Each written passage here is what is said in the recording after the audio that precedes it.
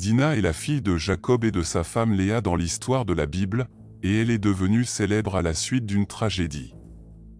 Malheureusement, Dina a été victime de la violence d'un prince cananéen, et 2 de ses frères ont perpétré un massacre pour venger son honneur. Dans cette vidéo, vous découvrirez la véritable histoire de Dina dans la Bible. Si vous n'êtes pas encore abonné à notre chaîne, faites-le maintenant et activez toutes les notifications. Ainsi, vous ne manquerez aucune des études bibliques que nous partageons ici. Dina est mentionnée dans la Bible dans le livre de la Genèse, dans l'Ancien Testament.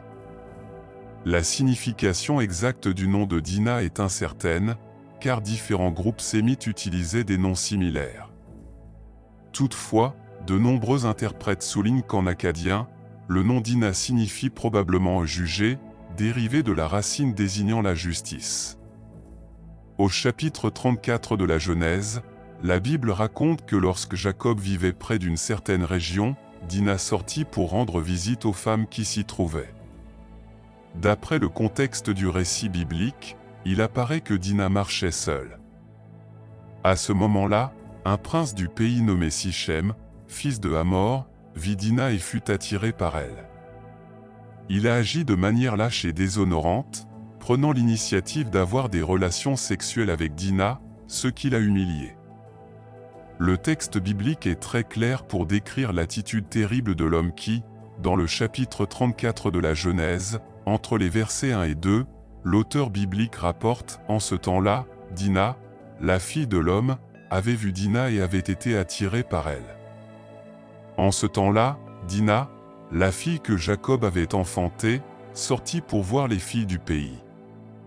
Ce faisant, elle aperçut Sichem, fils de Hamor le Hivite, prince de cette contrée. Sichem la désira et la prit de force. Cela l'humilia et la déshonora. » L'expression « la prit de force » dans l'original donne l'idée que Sichem a saisi Dina et l'a violée, ce qui implique une relation sans consentement. Le mot hébreu traduit par « posséder » dans cette déclaration peut également signifier « forcer ». Tout cela montre clairement que Dina a été abusée. Cependant, après avoir eu des relations forcées avec elle, il semble que Sichem ait développé des sentiments pour Dina. Par conséquent, il a demandé à son père de parler à Jacob, le père de Dina, et de lui demander sa main. Le texte biblique relate au versets 3 et 4 du chapitre 34 du livre de la Genèse que Sichem s'était pris de Dina, la fille de Jacob, et a exprimé son désir à son père, Hamor. Il lui dit affectueusement « Fais de cette fille ma femme ». Le père de Sichem, Hamor, se rendit alors auprès de Jacob pour proposer un mariage entre Sichem et Dina. Lorsque Jacob apprit la nouvelle, il garda le silence. Il attendit ses fils, qui étaient dans les champs. Cela suggère que Jacob n'a pas été pleinement informé de l'incident et qu'il a attendu de consulter ses fils. Lorsque les fils de Jacob apprirent ce qui s'était passé, ils furent scandalisés par l'acte de Sichem. Ils pensaient que Sichem avait agi de manière irresponsable en violant Dina. Cette réaction est décrite au verset 7 du chapitre 34. Malgré le terrible crime commis par Sichem, son père, Hamor, prétendit que Sichem était profondément amoureux de Dina. Il propose que les deux se marient et offrent les dots et les cadeaux traditionnels que le marié doit verser à la famille de la mariée. En outre, Hamor suggère d'unir les deux familles par le mariage, ce qui permettrait à la famille de Jacob de s'installer définitivement dans le pays, d'exercer des activités commerciales et d'acquérir des biens.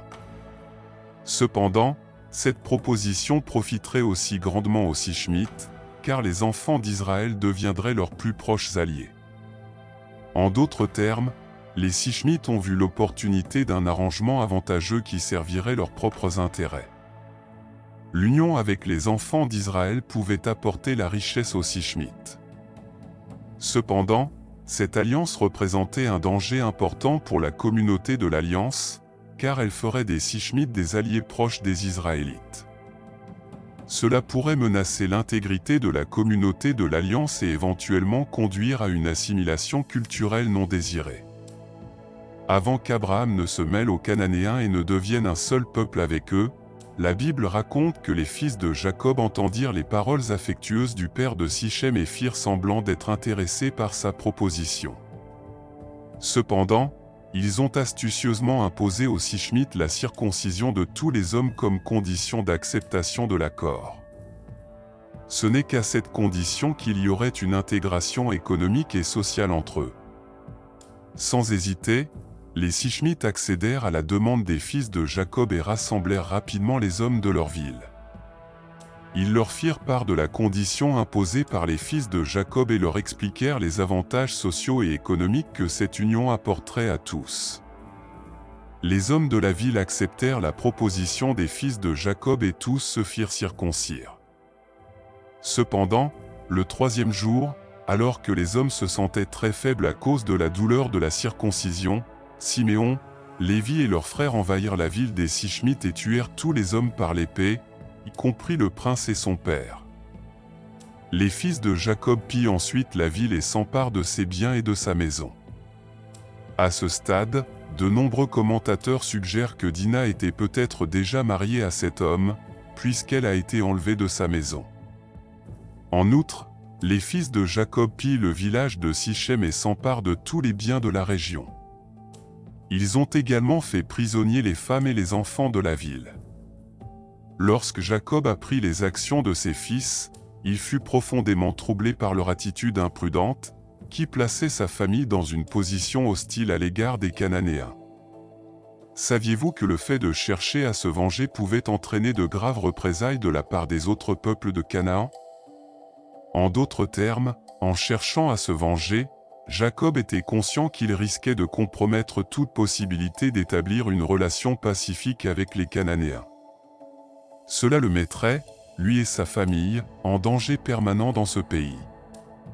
Cependant, les fils de Jacob n'ont montré aucun remords pour ce qu'ils avaient fait. Ils sont convaincus qu'ils défendent l'honneur de leur sœur, qu'ils ont traitée comme une prostituée. Malgré cela, Jacob trouve injustifiable le massacre perpétré par Siméon et Lévi. Même si Sichem avait commis un crime terrible à l'égard de Dina, Jacob estimait que la réaction de ses fils était tout à fait disproportionnée. Avant même sa mort, Jacob condamne l'attitude de ses deux fils. Il finit par maudire Siméon et Lévi dans sa dernière bénédiction. Après ce triste épisode, il n'y a pas d'autres informations sur ce qui est arrivé à Gérard. Cependant, cette histoire a certainement mis à l'épreuve la protection divine de la famille de Jacob et a préfiguré les conflits continus entre les Israélites et les Cananéens tout au long de l'histoire biblique. Si vous avez aimé en apprendre davantage sur cette triste histoire de la Bible, veuillez laisser un commentaire et partager cette vidéo avec d'autres.